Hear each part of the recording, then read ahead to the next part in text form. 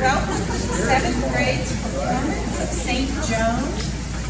St. Joan is a play that was written by George Bernard Shaw, and he'd been very interested in Joan. And when she was canonized in 1920, that's what really set him to get to work, writing the play. Now, the original play is 3 hours long. This play is not. I've abridged it quite a bit. So it's about an hour, a little over. After about scene 3, we'll take a 5-minute intermission to stretch. And you saw the playbills on your seats. I intentionally put them on thick paper because you have to turn the air conditioning off so you can hear, and they double as well. So, just a little background. Of course, everyone knows who Joan of Arc was. The play takes place in 1429. Now, this was during the 100 Years' War. And if you need a lot more information, go to Carter, because he's our resident historian. But the 100 Years' War was between England and France. Basically, it was over some disputed land in France. But at this time, there was also a dispute over who should be king of France. So, in our play, Charles is referred to as the Dauphin, meaning the one who's going to be king, because the English had decided that their man, Henry VI, I believe, should be king. So, that's part of what's going on, and of course, when St. Joan comes along, she wasn't St. Ben, but when she comes along, puts courage into him, puts courage into the soldiers, then things turn around. The first scene takes place at the castle at Vaucouleurs, and Joan, when she was about 12, she started hearing voices. And these voices, she believed, were from the spiritual world, from Michael, from Saints Catherine, and thank you, I've been blank. And these voices told her, she's just 12, 13 years old, poor country girl. These voices told her she was to go to Robert de Baudricourt, and he was going to give her some men and escort her to the Dauphin. She was then going to crown the Dauphin and lead the army to victory. You can't even imagine, right? So the first scene is taking place. She's come to talk to de Baudricourt about giving her some men as an escort.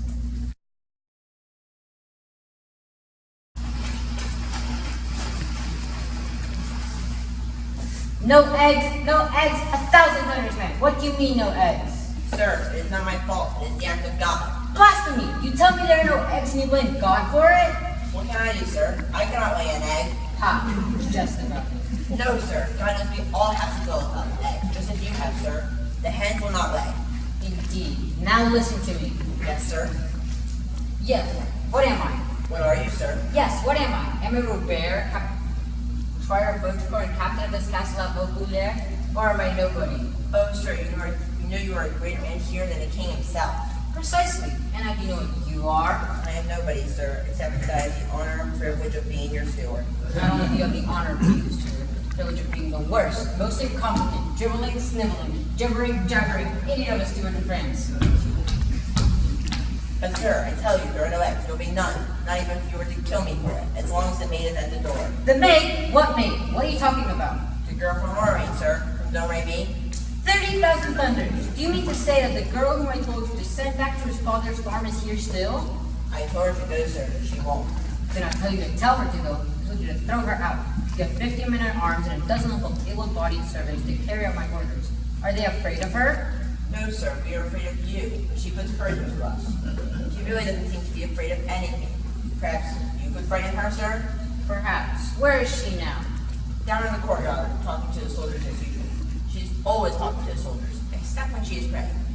Ha! You believe she prays, you idiot? I know the sort of girl that is always talking to soldiers. You shall talk to me of it. Hello, you there! Are you talking to me, sir? Yes, you. Be you the captain? Yes, curse your greetings. I be the captain. Come up here. She wants to be a soldier herself, sir. She wants you to give her soldier's clothes, armor, and a sword. Seriously. Good morning, Captain. You are to give me a horse, armor, and some soldiers, and send me to the Dauphin. Those are your orders from God. Orders from God? Why, the girl's mad. Why didn't you tell me so, you blockhead? Do not anger her, sir. Give her what she wants.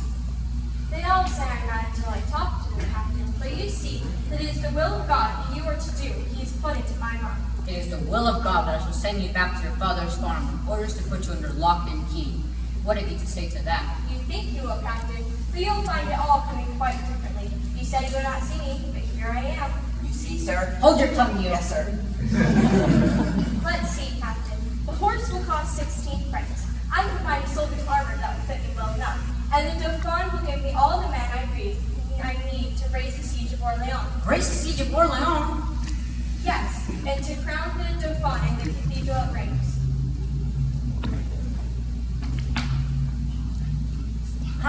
Gosh! And to make the English make friends. Suppose you think raising the siege is easy. You think soldiering is easy? It cannot be very difficult if God is on your side and you're willing to put your life in his hands. Have you ever seen English soldiers fighting? Have you heard no tales of the Black Prince who is more evil than the devil himself? Listen to me, Captain. In my village there were 3 English soldiers who had been wounded and left behind. I came to know them quite well, and they had not half my strength. That may be, but the more devil you might have in you, the better you might fight. That is why the English will take France, and you cannot stop them, nor 10,000. 1,000 like me can stop them. 10 like me can stop them with God on our side. You do not understand, Captain. Our soldiers are always being beaten because they're fighting only to save themselves, but I will teach them to fight with God. Your orders are that you go to Chinon under the escort of Bertrand de Coulombe, and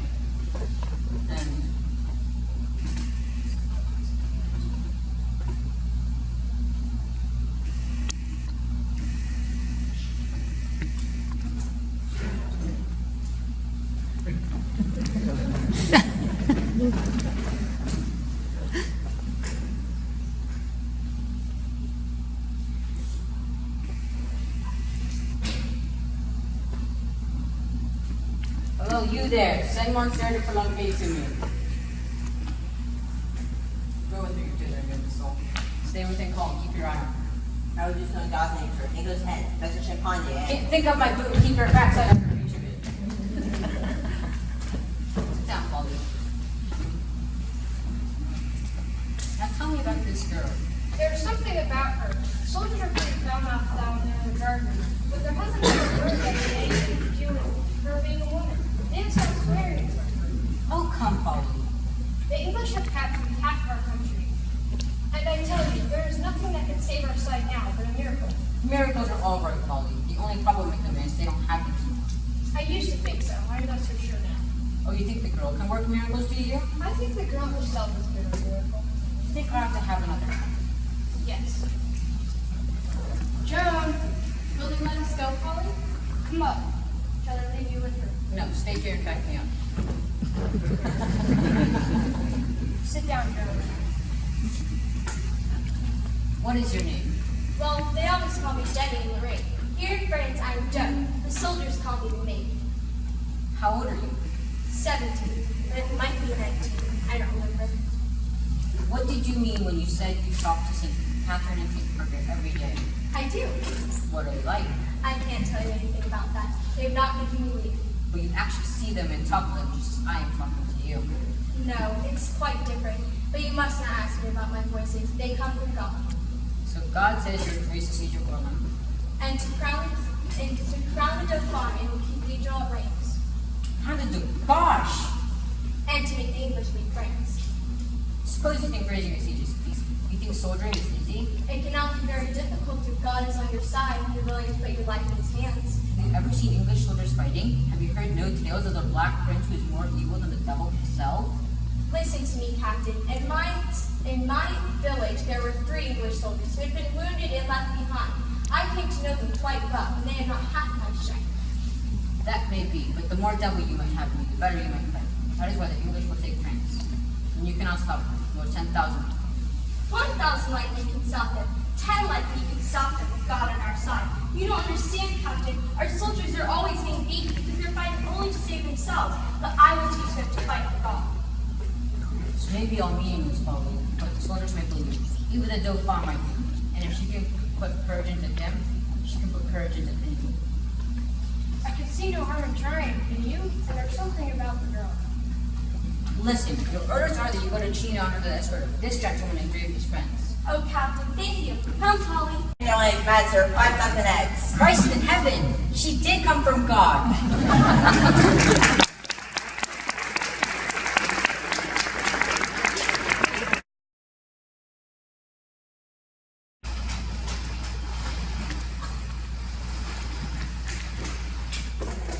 Where the devil is the Dauphin? What does he mean by keeping us waiting like this?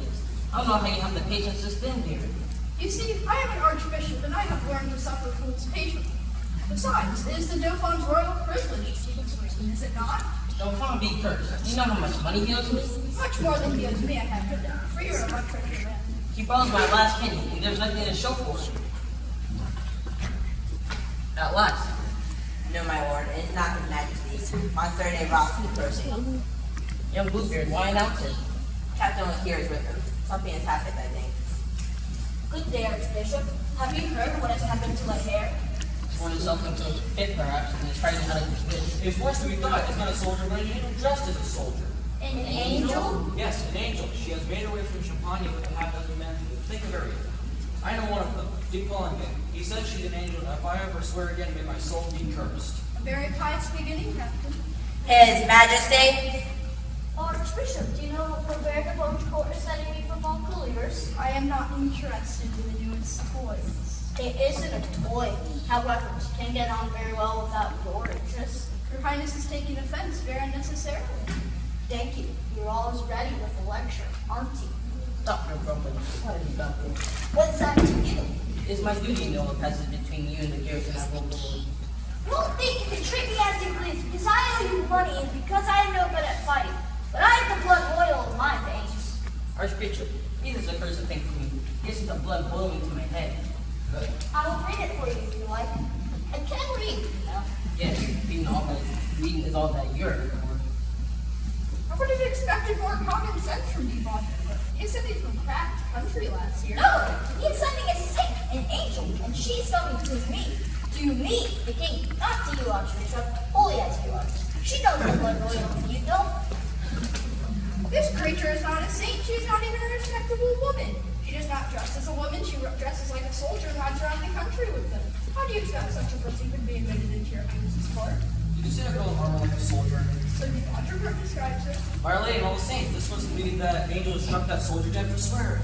We can easily find out whether she's a soldier or whether she's an angel or not.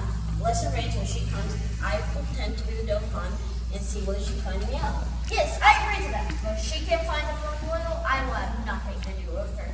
It is for the church to make saints. Let the Controver mind his own business and not dare usurp the function of a priest.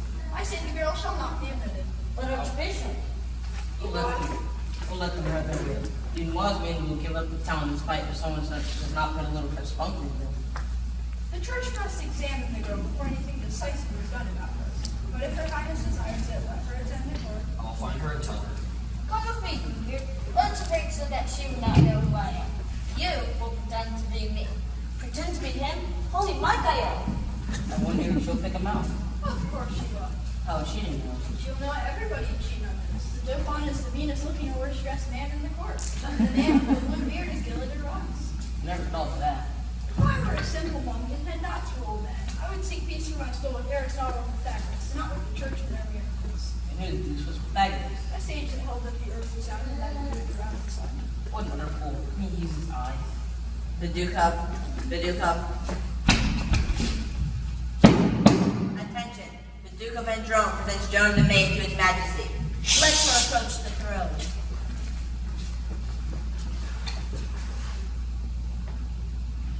Her hair. I wear it like this because I am a soldier. Where be the Dauphin? You are in the presence of the Dauphin. Come, Bluebeard, thou canst fool me. Where be the Dauphin?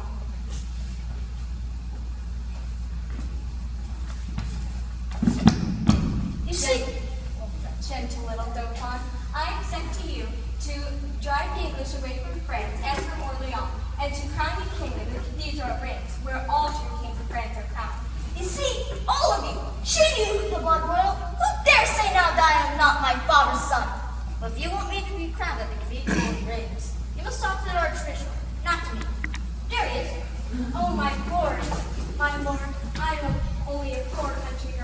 and you are filled with the blessings and glory of God himself. But you will touch me with your hands and give your blessing, won't you? Child, you are in love with religion. I am.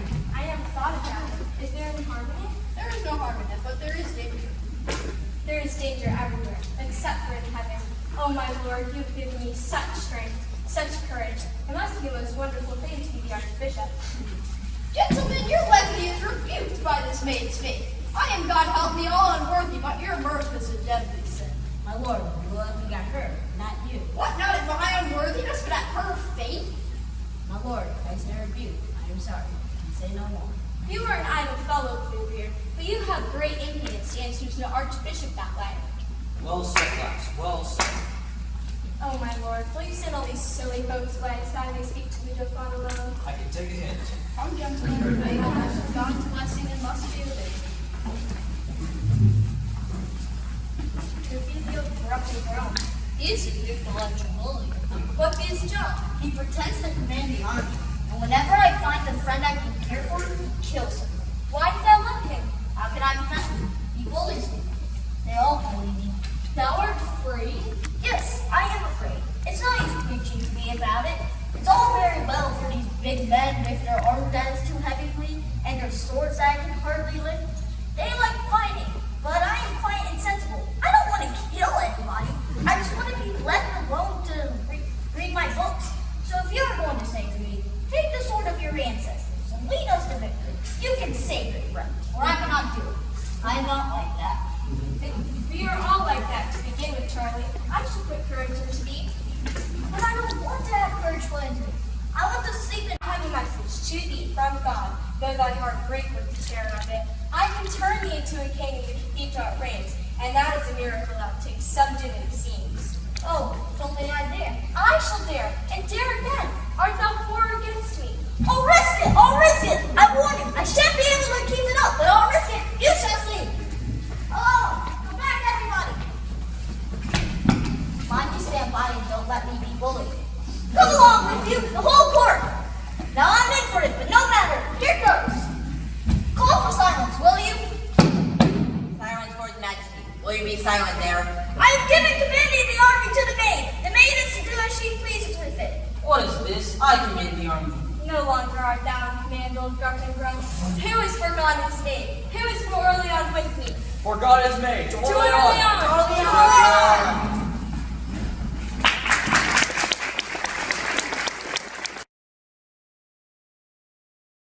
Agreed to back Joan, and she is headed to Orleans with some of the soldiers. Now, this third scene takes place on the bank of the River Loire, and we'll just imagine that the river is back in the background. Dunois, who is the commander of the troops at Orleans, is cursing the wind because it's not blowing in the direction that he needs it to blow. He meets Joan, and he talks to her a little bit about what it means to be a soldier. Now, at the end, a miracle occurs, and these little miracles happen throughout the play. So see if you can spot where they are. West wind, change! Curse you, change! West wind, almost spin over the water. Will you ever blow again? There she goes. Where? Who? The maid? No, the bird. It went to the bush. Is that all? You are growing an idiot! I'm going to push you into the river. Halt! Who goes there? Maid, let her pass. Hither, maid to me. Do you Dunois? Yes, you see my insignia. Are you the maid? Yes. Where are your troops? Miles behind. They cheated me. They brought me to the wrong side of the river. I told them to. Why would you? The English are on the other side. The English are on both sides, but Orleans is on the other side. We must fight the English there. How can we cross the river? There is a bridge. In God's name, then, let us cross the river. It seems simple, but it cannot be done. Who says so? I say so, and older wiser heads are of the same opinion.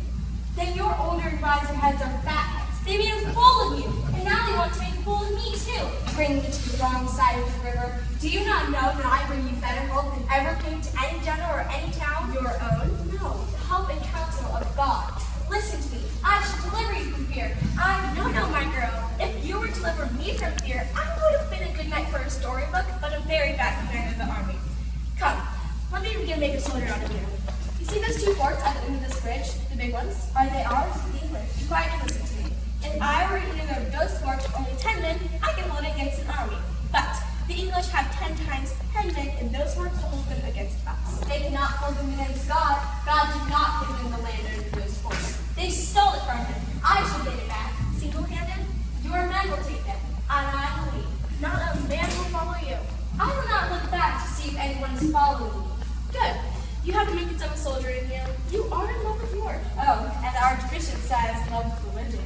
God forgive me. I am in little love for myself. The ugly devil. I'm like a man with 2 wives. Do you want to be a woman with 2 husbands? I will never take a husband-in-law. I dream of leading a charge. I laugh, but a good heart and stout ladder will get you over the stoniest wall. I will be first up that wall. I dare you to follow me. You must not dare, Officer Joan. Besides, I have enough daredevils at my call. I'm not a daredevil. My sword is sacred, and I may not strike a blow with it.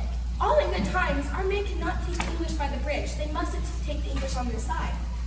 Come, let me take you to the church. I have business for you there. What business? To pray for a west wind.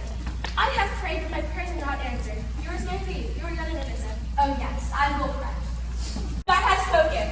You command the king's army. I am your soldier. The boats have taken off. The rip him seem like anything. Now for the forts. You dare me to follow. Dare you lead? I do. For God's sake, do this!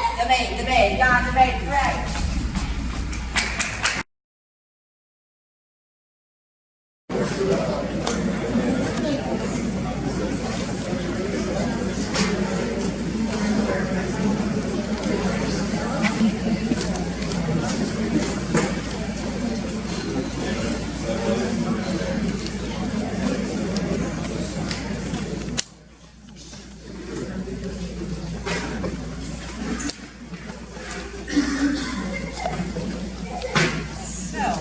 So far, we've been introduced to characters that are French, from France. And now we're introduced to a couple of English characters and those enemies. And so this scene is quite a bit different. It takes place in the English camp. And we have Richard de Beauchamp, who is the Earl of Warwick, an English lord who owned a lot of land, a lot of money, very influential. He was Henry VI's tutor, we heard about, which is interesting. So he is definitely pro-English. His chaplain, John de Stovenberg, is a very passionate person, as you'll see. And then they also talk with the Bishop of Beauvais. Now he's French, but he's pro-English. The University of Paris at that time was very much pro-English. So I will let them.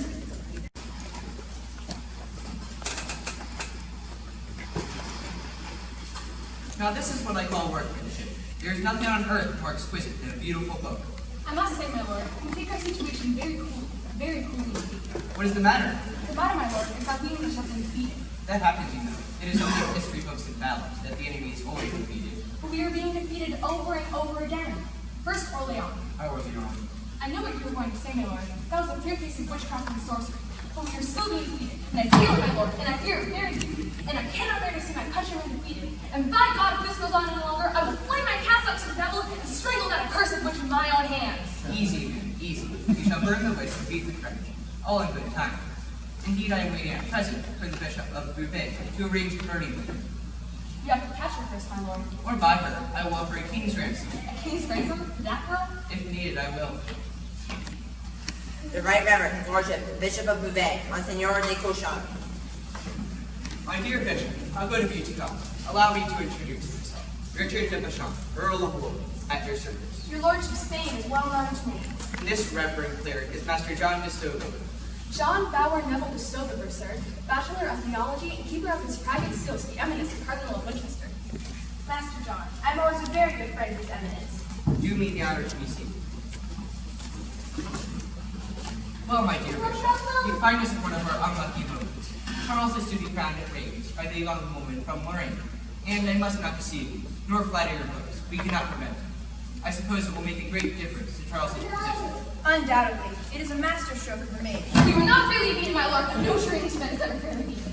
Our friend here takes the view that the young woman is a sorceress.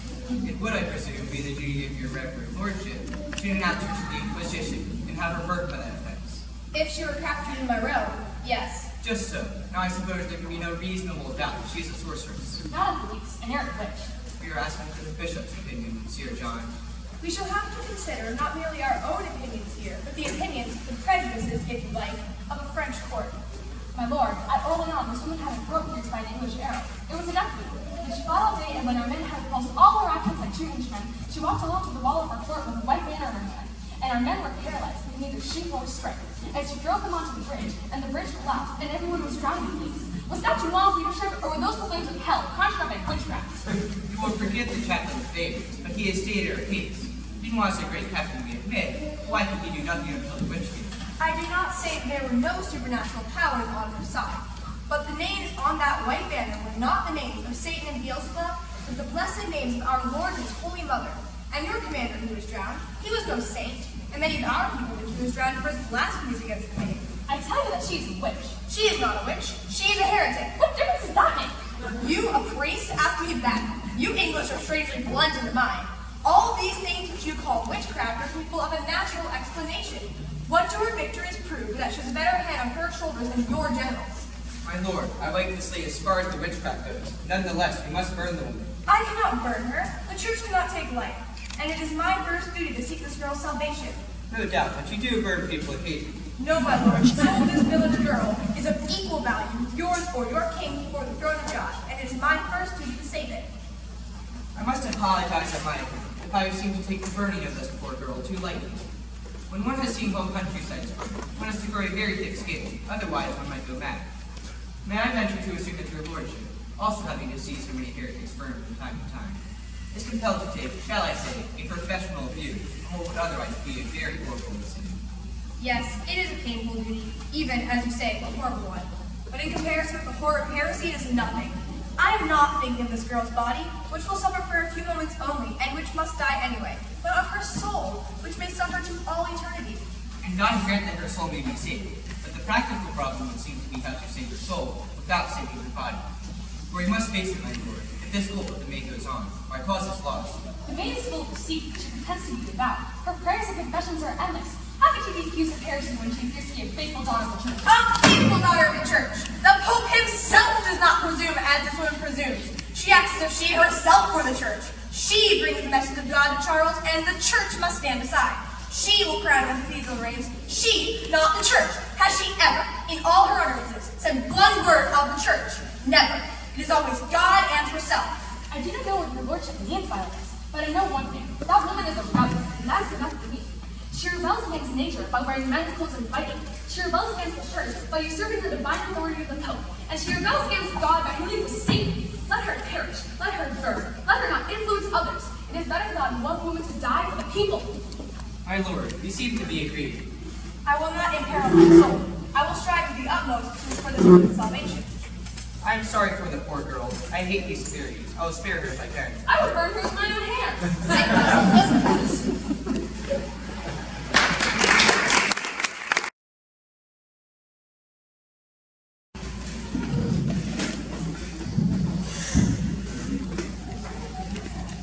So as we know, Joan and the French army were successful at Orleans, and then she went to Reims to have Charles crowned. So this next scene takes place in the cathedral. Charles has just been crowned, and Joan is praying, and then her dear friend Dunois comes in to talk to her.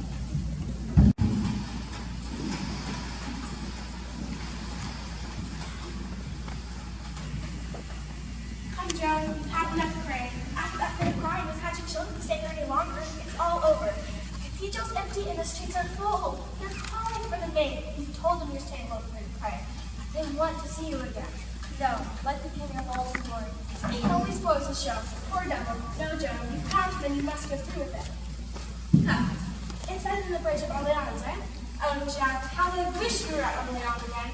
How we lived at that bridge. Yes, and I too, some of us. Isn't it strange, Jack? I'm such a coward. I'm frightened beyond words before a battle, but it's so dull afterwards when there's no danger. You must learn to be abstemious and warm, just as you are a food and drink, no one will say. Dear Jack, I think you like me as a soldier likes his comrade. You need it. Court's a child of God. You have not many friends at court. Why do all these courtiers and knights hate me? What have I done to them? Simpleton! Do you expect stupid people to love you for showing you up? Why? I should be jealous of you myself if I were ambitious enough. too wicked for me. If not for my voices, I should resolve hope. You make me uneasy when you talk about your voices. I should think you're a bit crazy if they happen to give you decent reasons to what you do. Although I hear you're only obeying St. Catherine. Well, I have to find reasons to be Jack, so you don't believe in my voices. But the voices come first, and I find the reasons after.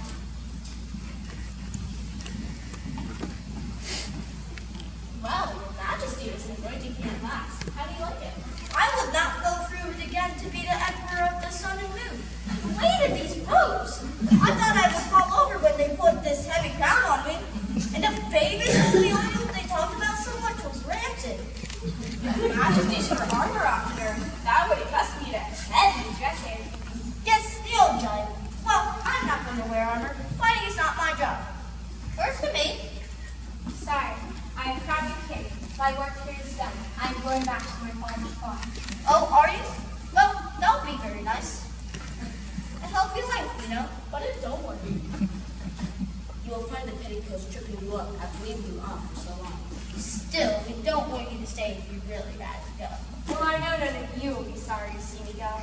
Jack, before I go home, let us take Paris. Do you think you'll be able to drive the English out? Yes, I shall drive them out. They just worked. They thought we were tournaments and ransom markets. But I have learned my lesson and taken their measures. They have no breach here. I have beaten them before, and I shall beat them again. I tell you, Dunwall, your art of war is no use, because your soldiers are no good for real fighting. War is only a game to them. I do not fault. It doesn't matter whether it's pride or not, because it's true. It is true. Half the men are afraid of having their hands and noses broken, and the other half are fighting for money. Let her have her reason while she does not know everything, or she is successful. And those who know least about it often do the best job of it. I know all that. I don't fight in the old way. I have learned the lesson in Agincourt, quieter than crazy. I know how many lives any room of mine will cost. But Joan never counts the cost at all. She goes on ahead and trusts God. Up to now, she's had the numbers on her side, and she has won. But I know that one day she will have only 10 men to the work of 100, and she will be taken by the enemy.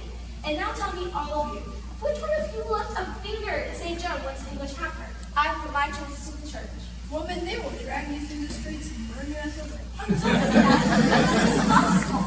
I am a witch, but you would not let her burn me. How can I prevent that? Your blessing would keep me safe. I have no blessing for you while you are proud and disobedient. I'm not proud and disobedient. I'm a poor girl, and I always obey my voices, because they come from God. The voice of God on earth is the voice of the church, and all the voices that you hear are the echoes of your own will voice. That is not true. It is a waste of time and money. It always comes back to the same thing. She is right and everyone else is wrong. If you continue to set your judgment before the church, you will be excommunicated. Joan has told you that if you continue to disobey military tactics, the army will abandon you. And the king has told you that the crown does not have the money to ransom you. Not today. You stand alone, absolutely alone, trusting to your own conceit, your own willfulness, and your own headstrong presumption. When you go out, the crowd will cheer for you, but you will be alone nonetheless. We and we only can stand between you and the state. I have better friends and counsel than yours. I see that I am speaking in vain. You reject our protection and determine you are all against you. In the future, then, fend for yourself. And if you fail, God have mercy on you. That is the truth, Joan. Eat it. Where would you all be now if I heeded that sort of truth? There's no help, no counsel in any of you. Yes, I am alone on earth. I've always been alone. But when I walk through the fire to God, He will be with me. The woman is quite impossible. I don't dislike her really. But what are you supposed to do with such a character? As God is my judge, if she were to fall into the river, I'd jump in full armor and fish her out. But if she plays a full company, I must be put to her due. She disturbs my judgment too. But the pit is open at her feet, and for good or evil, we cannot turn her from it. If only she would keep quiet. Go.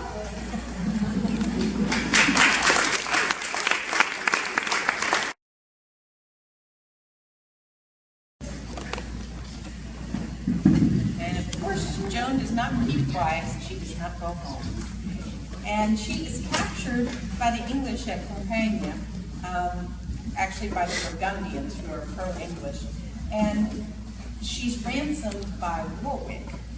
And she is then brought to trial by Warwick, well, through his friend, the Bishop of Cauchon, the Bishop of 1. So it's interesting because Shaw describes Joan as the first nationalist and the first Protestant, because she has a notion that France should be for the French and England should be for the English. And she also has a notion, as we've seen, that individuals can communicate directly with God and the spiritual world, whereas we've seen with the Archbishop, he denies that. You have to go through the church. So, in all interesting history, but this scene 5 here is the scene of her trial.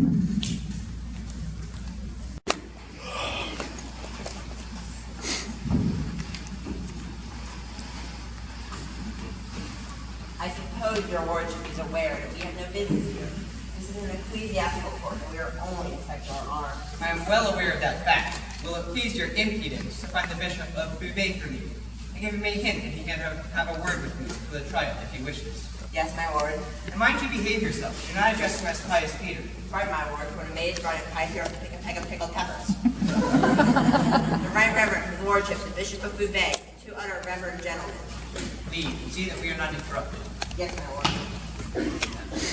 I wish your lordship good morrow. Good morrow to your lordship. Have I had the pleasure of meeting your friends before? This, my lord, is Brother John Lemaitre of the Order of St. Dominic. He is acting as deputy for the chief inquisitor into the evil heresy in France. Brother John, the Earl of Warwick. Your reverence is most welcome. We have no inquisitor in England, fortunately. This is Canon John Destevay of Bayeux. He is the prosecutor. Ah, prosecutor. I'm very glad to make your acquaintance, Canon Destevay. May I ask which stage the proceedings have reached? It is now more than 9 months since the maid was captured at Montpellier. It is fully 4 months since I bought her from the Burgundians for a very handsome sum, solely that she might be brought to justice. It is very nearly 3 months since I delivered her up to you, my Lord Bishop, as a person suspected of heresy. May I suggest that you are taking a rather unconscionable time to make up your mind about a very plain case? Is this trial never going to end? It has not begun, my lord. Not yet begun. Why, you have been at 11 weeks. We have not been idle, my lord. We've held 15 examinations with me, 6 public and 9 private. You see, my lord, I've been present at only 2 of these examinations. I did not at first think of the case of heresy at all, for I regarded it as a political case. The maid is a prisoner of war. But after being present at the examinations, I must admit, my lord, it seems to be one of the greatest cases of heresy within my experience. Therefore, everything is now in order that we received each other this morning. This moment, if your lordship's convenience allows. Let the accused be brought in.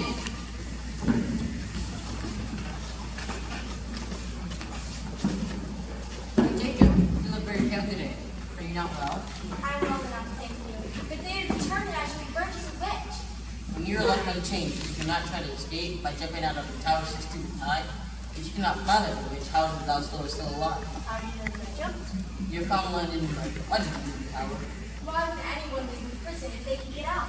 You tried to escape. Of course I tried to escape. If you leave the cage open, the bird will fly out. That is a confession of heresy. I call the attention of the court to it.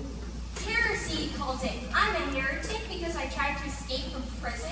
If you are in the church's hands and willfully take yourself out of it, that is it. It is great nonsense. No one could be such a foolish to think that. I have warned you before, Joan, that you are doing yourself no good by these pert answers. But you will not talk sense to me. I will be reasonable, you will be reasonable. She should be put to the torture! Here, Joan. That is what happens to the stubborn. Which proceeds first. Joan, I'm going to put a most solemn question to you.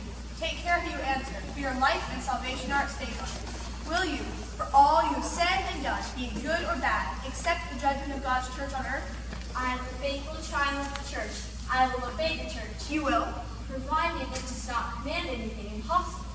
See, imputes to the church the error and folly of commanding impossible.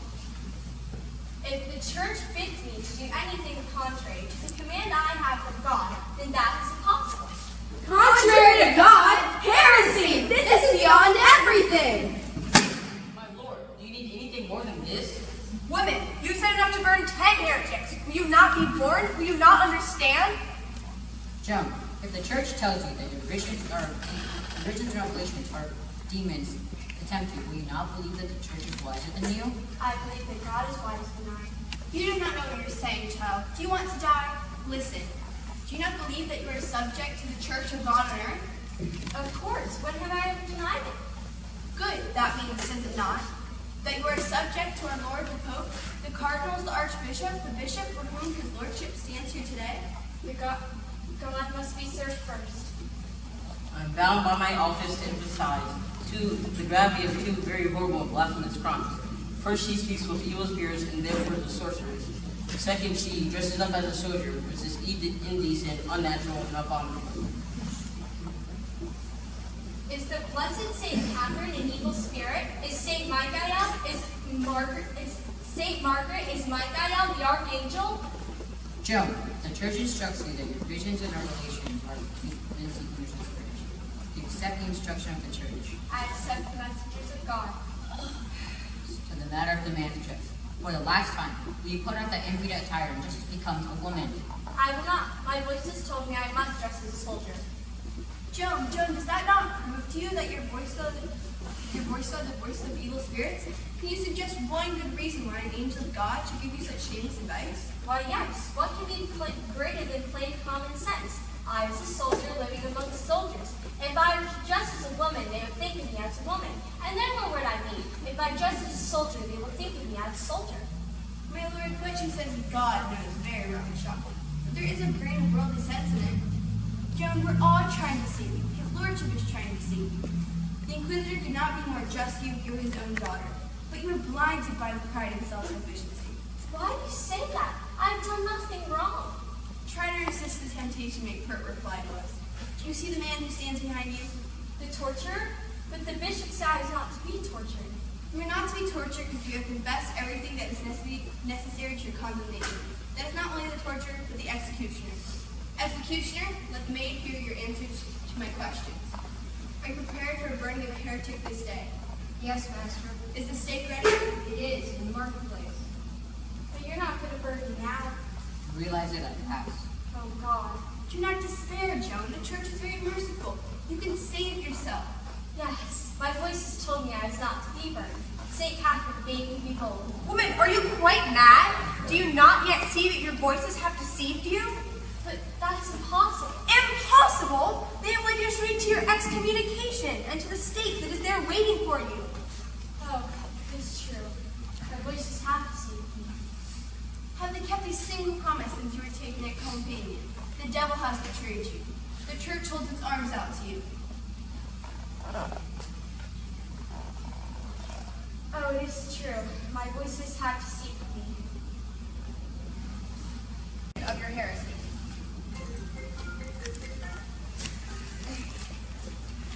Here's the form of recantation for the maid's son. Read it to her. Do not trouble. I will sign it. Read it to your brother Margaret, and let all be silent. I, calmly called the maid, do confess that I have sinned in the following ways. I have pretended to hear messages from God and the saints. I have worn men's clothing and cut my hair short. I have taken up the sword and even shedded human blood, and I have led others to do the same. I confess to the sin of disobedience, to the sin of pride, and to the sin of heresy, all which I now renounce. I do humbly thank the church, and I will never return to my heresy, but will remain obedient to the Pope. All this I swear by God Almighty. You understand this, Joan? It's plain enough. And is it true? It may be true. If it were not true, the fire would not be ready for me in marketplace. Come, Joan, take the pen. Let me guide your hand.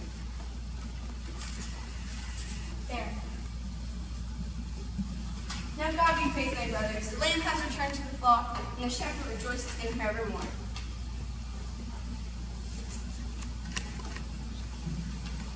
We declare thee by this act set free from the danger of excommunication which thou sittest. Thank you. But because thou hast sinned most presumptuously against God and the Holy Church, and for repentance thou may wipe out thy sins and bring thee finally unspotted to the throne of grace, we do condemn thee to eat the bread of sorrow and drink the water of affliction, to the end of thy earthly days in perpetual imprisonment. Perpetual imprisonment? Am I not meant to be set free? Set free, child, after such wickedness as yours. Give me that paper. Light your fire. Do you think I dread it as much as the life of a rat in a hole? Joan, if your counsel were of God, would he not deliver you? Joan. Yes, they told me you were fools, and I was not to trust trust your not to listen to your fine words, nor trust your charity. You promised me life, but you lied. You all think life is nothing but not being dead. But to shut me from the light of the sky and the sight of the fields and flowers, to chain my feet so I may never again ride with the soldiers nor climb the hills. All this is worse than the furnace in the Bible that was heated 7 times. Yes, I know that your counsel is of the God, is of the devil, and that mine is of God. Blasphemy! Blasphemy! She is possessed! Monstrous! The devil is in our midst! She is a relapsed heretic, obstinate, incorrigible, and altogether unworthy of the mercy we have shown her. I call for her excommunication. Light your fire to stake with her. If your counsel were of God, would he not deliver you? His ways are not their ways. Wait. We decree that thou art a relapsed heretic, Cast out from the unity of the church, sundered from her body, infected with the leprosy of heresy. a member of Satan. We declare that thou must be excommunicated. And now we do cast thee out, segregate thee, and abandon thee.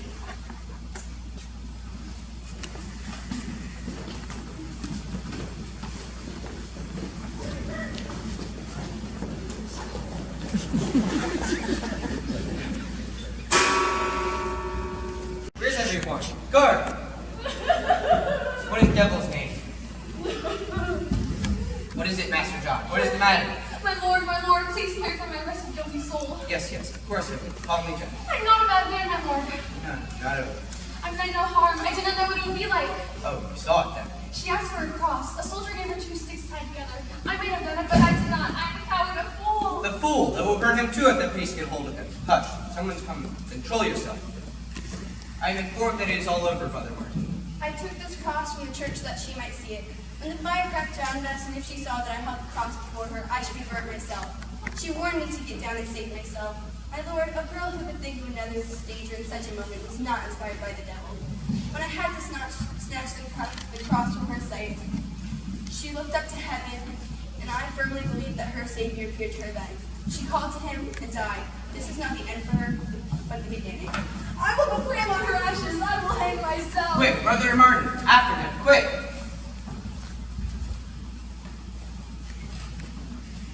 Well, I have come to tell your lordship that in order to have been obeyed. I have your word, have I, that nothing remains? You have seen the last of her. The last of her. I wonder.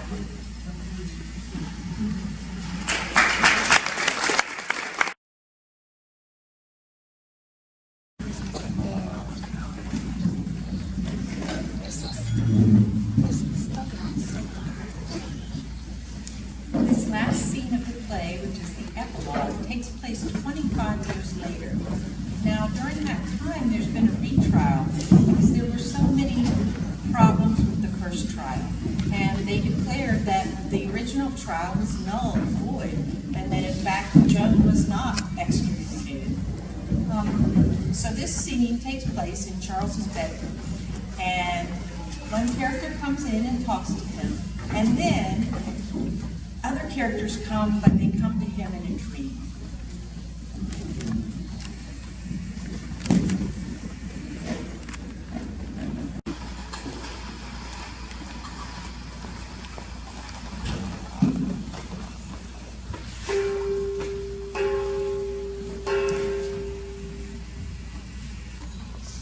Who's there? Where's my gentleman in the bedchamber? What do you want? I bring you good news, O king. The taint from your blood is removed and the stain from your crown. Justice long delayed is at last triumphant. What do you mean? Who are you? I am Brother Martin. I held the cross of the maid who perished in the fire. 25 years passed since then, nearly 10,000 days. And every one of those days I have prayed to God to justify his daughter in her, as she is justified in her. Oh, I remember now. I've heard of you. Have you denied the inquiry? I have given my testimony. Is it over? It is over. The sentence on her is broken. Annulled, annihilated, and set aside as non-existent without value or regret. Good. Nobody can challenge my consecration now, can they? Not shiner than me, nor can David himself was more sacredly crowned. Excellent. Think of what this means to me. I think of what it means to her. You cannot.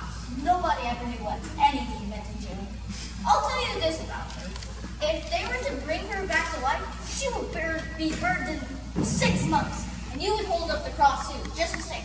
So let her rest, and let us mind our own business, and not dare meddle with hers. God forbid, I should have no share in her, nor she in me.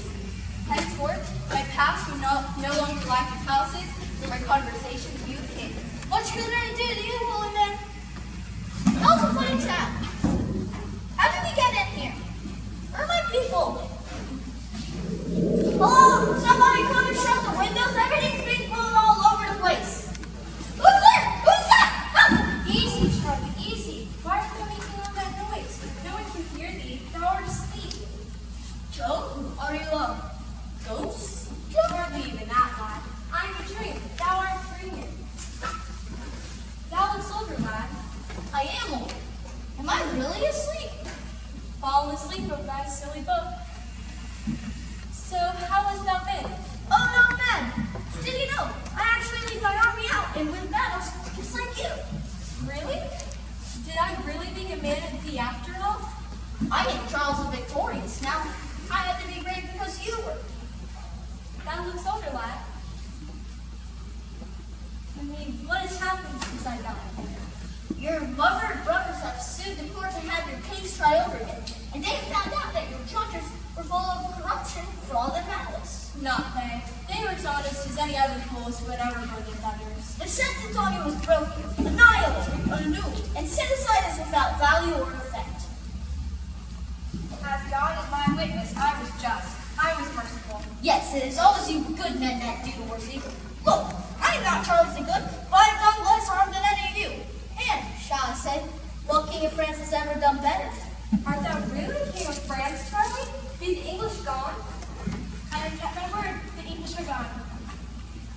Praise be to God. Now spare France holy province in heaven. Madam, my congratulations on your rehabilitation. I feel that I owe you an apology. Oh, don't mention it. The burning was poorly political. There was no personal feeling against you. I assure you. I fear no malice, my lord. Still, when they make you a saint, you will owe your halo to me, just as this lucky monarch owes his crown to you. I will owe nothing to any man. I owe everything to God. Look at that. Why this hurt, gentlemen? I congratulate you on having invented a most extraordinary comic dress. I do not understand. You are fancy. I am properly. I do not have time to engage in frivolity. I am sent to announce to you that Joan of Arc, formerly known as the Maid, being an inquiry substituted by the Bishop of Orleans. They still remember me in Orleans. By the Bishop of Orleans, into the claim of said Joan of Arc to be canonized as a saint. But I never made any such claim. The Church has examined the claim exhaustively, and in the usual manner has admitted her into the ranks of venerable and wise. I? Venerable? And to be renowned as heroic virtues and higher elevations into the Church triumphant and Saint Joan. Saint Joan? And on every 30th of May there shall be a special commemoration for her in every Catholic church until the end of time, and there shall be a special picture for people to pray for. 16th of May, Basilica Vatican. The dying soldiers praise thee, because thou art restored to glory, to remember the judgment. The princes of the church praise thee, and thou hast redeemed their faith. The cunning counselors praise thee, because thou hast cut the knots in which they have tied their own souls. The unpretending praise thee, because thou hast taken upon thyself the burdens that they cannot lift themselves. Woe to me when all men praise me. But I bid you remember that I am a saint, and saints can work miracles. Now tell me, shall I come back to you all as a living woman? Are none of you ready to receive me? The heretic is always better dead, and mortal eyes cannot distinguish the saint from the heretic. Forgive us, Joan, for we are not yet good enough for you. We sincerely regret our little mistake, but political necessities, though sometimes erroneous, are still imperative. So if you will be good enough to excuse me. The possibility of your resurrection was not contemplated in the recent proceedings. I must return to Rome for fresh orders. Poor old Joe, they have all left you. And what can I do to go back to them? Good night, Charlie. Good night. O Lord, who madest this beautiful earth, when will it be ready to receive thy saints? How long, Lord? How long?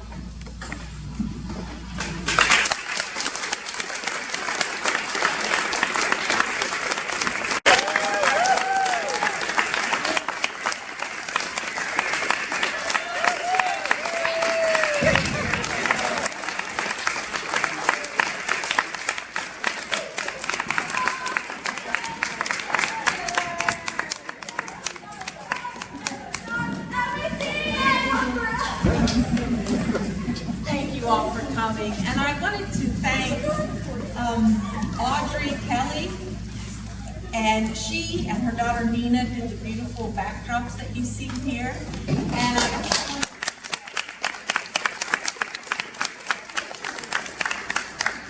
I also want to thank my daughter Thea. Thea, will you come out for a second?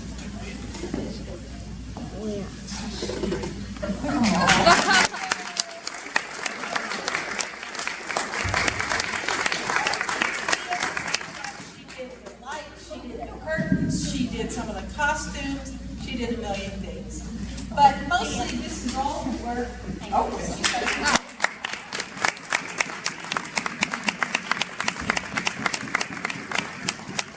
mostly, of course, it's the kids that did all the work, and they did a great job. So.